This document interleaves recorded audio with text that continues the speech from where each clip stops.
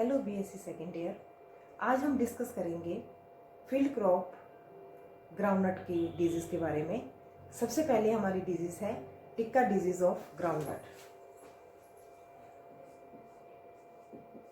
Tikka disease of groundnut, ये मूंगफली उगाने वाले सभी एरियाज में पाई जाती है। अमेरिका, दक्षिणी भारत, जावा, ऑस्ट्रेलिया आदि में भी इस रोग को देखा गया है। और ये रोग जो है दो प्रकार के फंजाई द्वारा फैलता है, सर्कोस्पोरा पर्सोनेटा और सर्कोस्पोरा अरेचिडिकुला। जो सर्कोस्पोरा पर्सोनेटा होते हैं, इसके कारण जो लक्षण पैदा होते हैं वो सर्कोस्पोरा अरेचिडिकुला की तुलना में ज़्यादा खतरनाक होते हैं। इसलिए सर्कोस्पोरा पर्सोनेटा के कारण होने वाले रोग को अर्ली लीफ स्पॉट भी कहा जाता है, यानी कि इसके जो स्पॉट्स हैं बहुत जल्दी पत्तियों पर बनने शुरू हो जाते हैं और संख्या में अत्यधिक होते हैं और ज़्यादा हानिकारक होते हैं। इसके कारण यह रोग जो है महामारी का रूप भी ले लेता है। जबकि सर्कोस्पोरा अरेचिडिकोला के कारण बनने वाले स्पोर्स अपेक्षाकृत आकार में बड़े होते हैं और तेजी से नहीं फैल पाते। इसे लेट लीफ स्पॉट भी कहते हैं। जैसे देखिए, रोग को इसके बाहरी लक्षणों के आधार पर चितवा, पत्ती धब्बा, हल्द या विरुएल, मूंगफली का सर्कोस्पोरिसिस, माइकोस्पोरिला, पत्ती अंगमारी, भूरा पत्ती धब्बा भी कहते हैं। यह रोग दो प्रकार के कॉजल ऑर्गेनिज्म से उत्पन्न होता है, सर्कोस्पोरा पर्सोनेटा, सर्कोस्पोरा अरेचिडिकोला।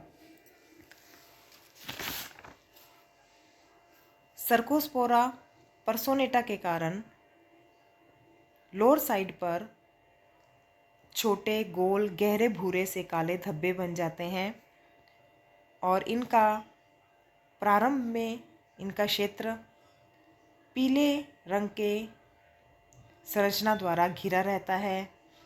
इन धब्बों का लोअर साइड का जो रंग है वो काला होता है।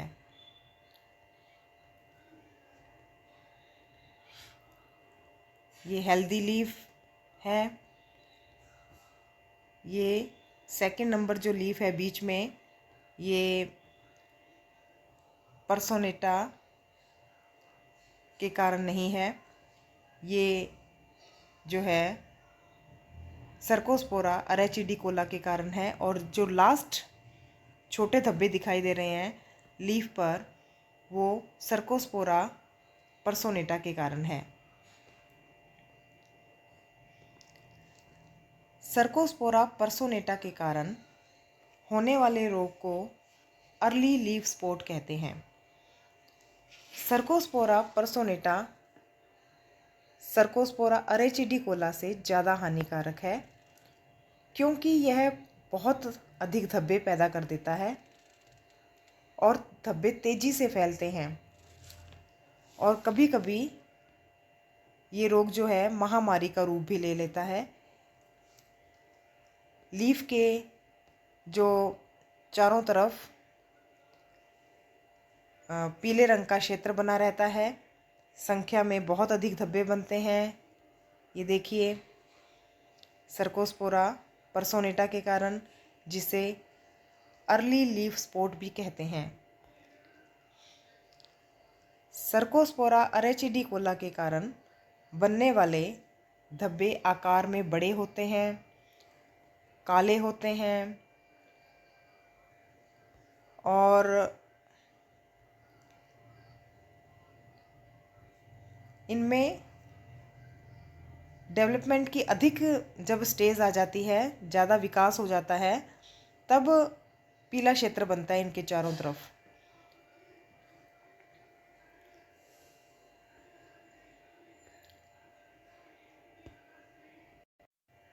ये देखिए, सर्कोस्पोरा पर्सोनेटा के कारण बनने वाले धब्बे और सर्कोस्पोरा अरेचिडिकोला के कारण बनने वाले धब्बों में अंतर।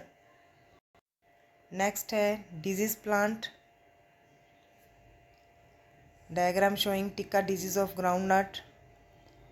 अर्ली इन्फेक्शन सिम्टम्स हैं, लेट इन्फेक्शन के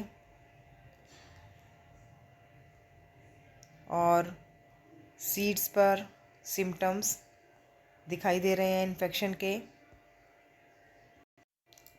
सर्कोस्पोरा अरेचिडिकोला के कॉनिडियोफोर पर लगे रहते हैं।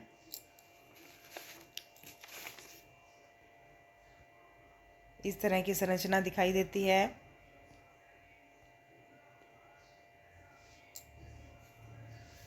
कॉनिडियोफोर स्ट्रोमा में उत्पन्न होते हैं जो होस्ट एपिडर्मिस से गुच्छों के रूप में बाहर आ जाते हैं। अरेचिडिकोला में होस्टोरिया अब्सेंट होते हैं। माइसीलियम पहले इंटरसेलुलर और बाद में इंट्रासेलुलर हो जाता है।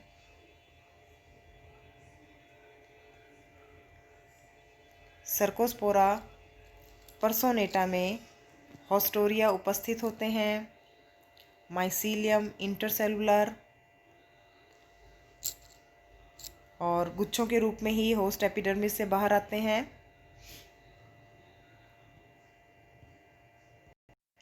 डिजीज साइकिल सॉइल बॉर्न जो माइसीलियम से शुरू होता है।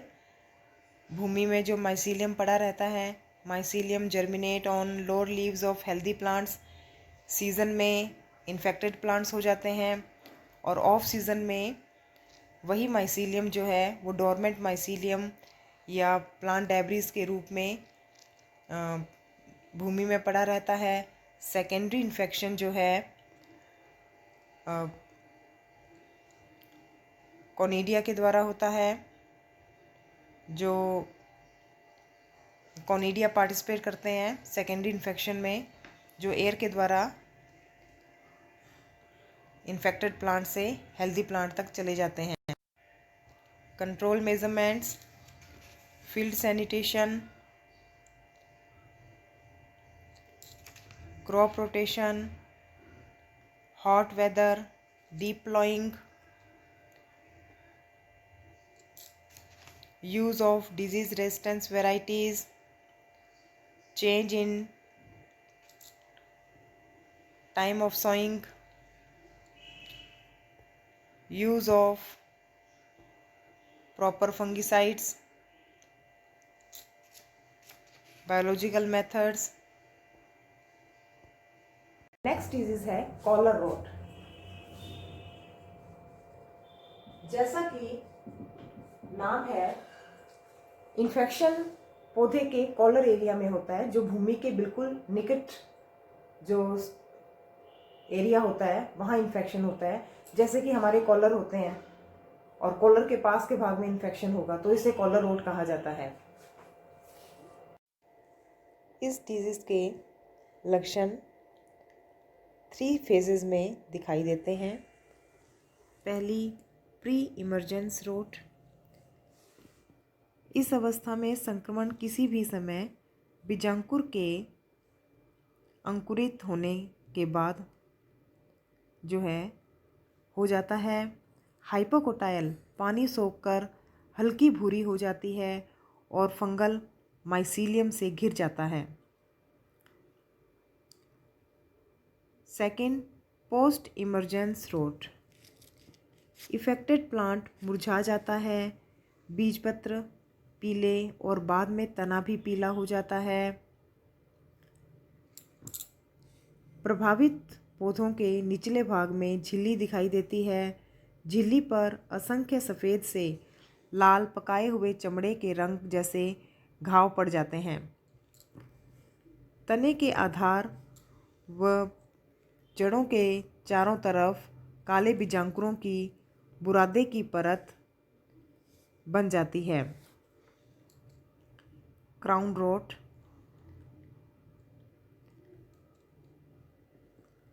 अफेक्टेड प्लांट्स की ग्रोथ रिड्यूस हो जाती है।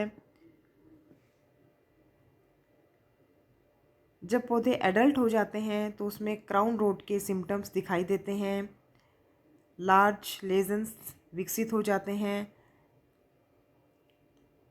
जिसके कारण पत्तियां गिर जाती है और पौधों में विल्टिंग हो जाती है। ये देखिए,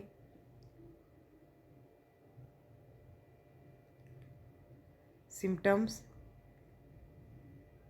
कॉलर रॉट का मतलब, जैसा कि आपको पहले बताया था, ज़मीन के निकट वाला एरिया प्रभावित होता है।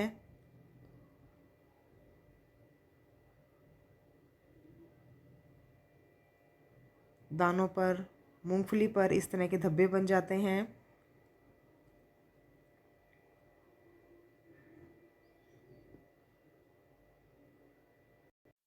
Pathogen: Aspergillus niger, Aspergillus पल्वेरुलेंटम,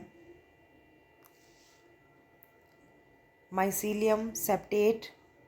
asexual reproduction conidia द्वारा होता है, जो कि कॉनिडियोफोर पर उपस्थित होते हैं। कॉनिडिया का सिरा बड़ा, काला, गोलाकार होता है। Favourable condition: deep sowing, high soil temperature, low soil moisturiser.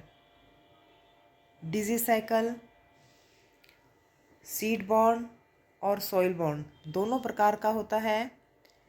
Soil borne disease cycle mycelium, जो कि मिट्टी में उपस्थित होता है पहले से, उससे शुरू होता है। और seed borne disease cycle infected seed से शुरू होता है। Management: crop rotation, use of healthy seed, field sanitation, hot weather deep ploughing. Seed treatment के लिए बायोलॉजिकल मेथड भी है।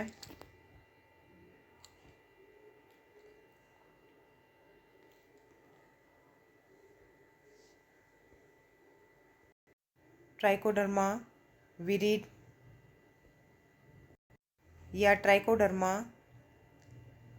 हर्जियनम से सीड्स का ट्रीटमेंट किया जाना चाहिए। Soil application. नेक्स्ट डिजीज है पीनट क्लम्प वायरस।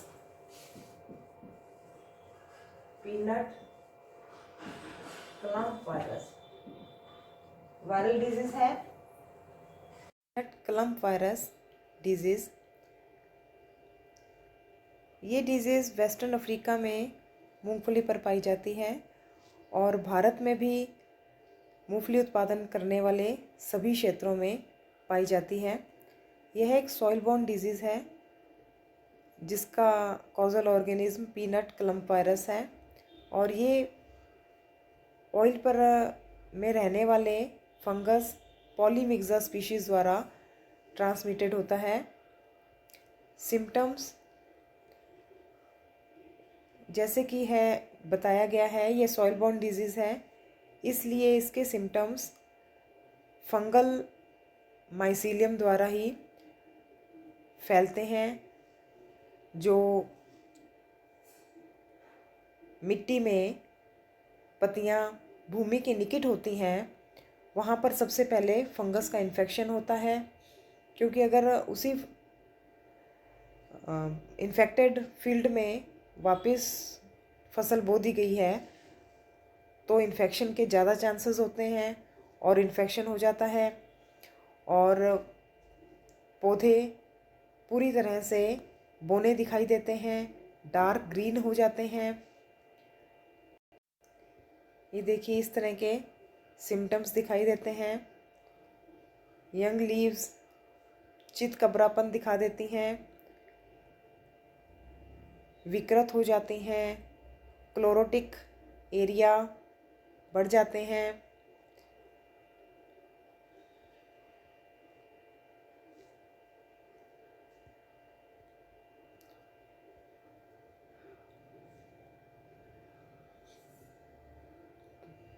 पुरानी लीव्स डार्क ग्रीन हो जाती हैं। मैनेजमेंट, रोटेशन ऑफ ग्राउंडनट यानी crop rotation, field sanitation, soil solarisation etcetera.